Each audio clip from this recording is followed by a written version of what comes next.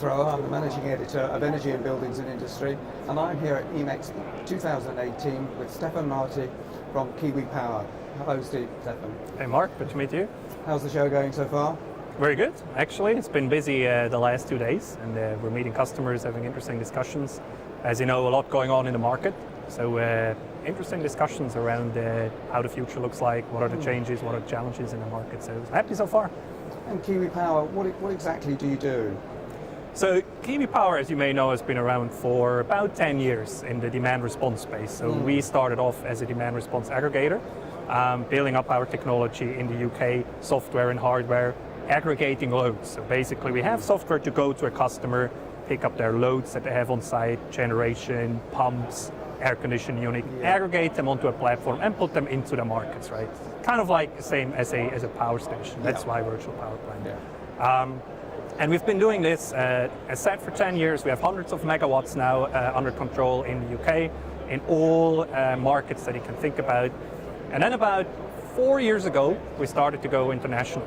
So we actually are quite active outside of the UK. We're in quite a few markets across Europe, and we also started to get into the energy storage space, which is a quite exciting space. So build up the foundations and now really in a big growth phase across geographical areas and also services. And how do you see demand-side response developing in the UK? It's been slow to take off, although there's been a lot of interest in it. There is a lot of interest. There is a lot of interest, right? It really depends how the business case ultimately works around it. But I think we have proven that if there is the right incentives, we can make it happen. And by incentives, I don't mean we need any kind of like money or subsidies from a customer. Just the market framework needs to be correct. And then customers are very interested, and it's much more cost efficient to use demand response instead of building new generation. When you say the framework has to be correct, what has to be done to get that in place? Well, that's a big question, right? So I mean, capacity market is one that we just had last week, a big news around, which is obviously a key part of our business, not just ours, but it's a key part. So what's going to happen there? Access to markets is a key one. So National Grid has been improving the ways of demand response assets to get into the markets. There's still stuff to go on the balancing mechanism, for example, Project AIR. But overall, the access has been improved to the market. So this is good. We just need more, but it's good. Is it a question of educating end users as the possibilities of it?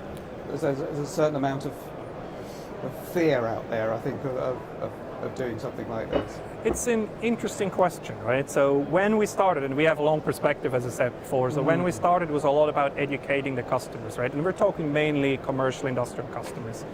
Nowadays, this is a bit easier to a certain degree because events like this has led to an education of the commercial industrial customers. So they know there is demand response, they know the services, they know what they can do, which makes it a bit easier, right? Then it goes more into like talking to them about what does this involve, right? And we're really, key for us is to go in and explain them, this is not affecting your operation, this is really non-essential loads. So whatever we do, we help the environment, we help you make some money as well, right? But we're not affecting your operation of your assets, and that's very important, but that is much better now than it used to be years ago, just because the industry is more mature. And is there a possibility of this spreading down to smaller businesses?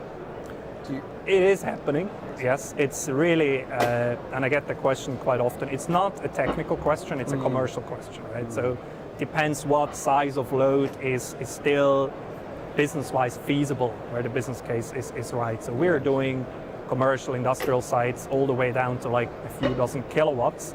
You can go smaller, residential, we have pilots, and I think this will be a big market. At the moment it's a bit tricky, just commercial-wise, is that enough money in to really make it happen?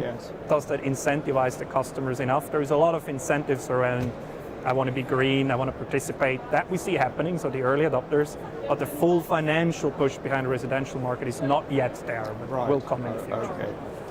And presumably battery storage is going to play quite a large part in the development of this market. Yes, absolutely. Where do you sit in battery storage? So we actually have been in battery for 5 years, roughly. So we've been one of the very early players. We were in the Leighton Buzzard project with UKPN the 6 megawatts, where we learn how to make money with them. Is that the largest one in the UK? That was the largest when it was built. Right. Now it's not anymore with that kind of hype that has happened in battery installations.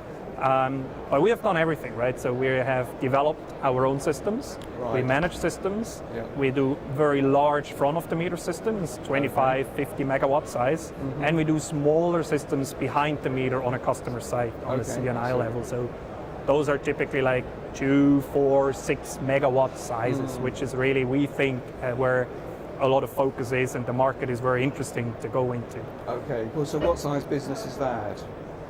For KiWi? Yeah. Well, it's a good chunk of our business, maybe 20-30% of our overall revenues, and strongly growing as well. And we see a lot of potential. Also, at the residential side, at some point, again, it's the same discussion: is it commercially viable? Yeah. Soon, maybe not yet fully at the moment. And you say you're going into the European market. Any particular country in Europe, or? Absolutely, actually. So we're very active for many years already in Europe. So we're, for example, we're in France, Netherlands, Belgium, Switzerland, Germany, Denmark. We do this usually through partnerships, so you don't see the KiWi name out there, but we have, again, hundreds of megawatts in these markets, working with usually local utility companies providing services such as technology and expertise and all that.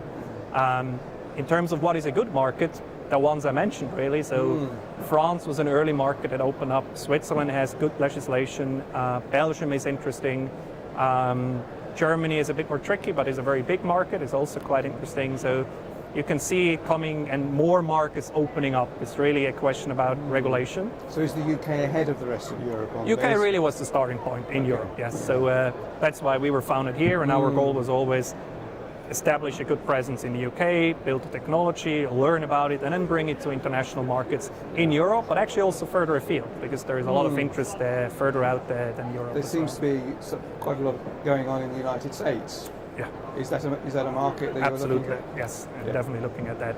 US is several large markets in itself, but the US is very interesting. Australia has just opened up as well.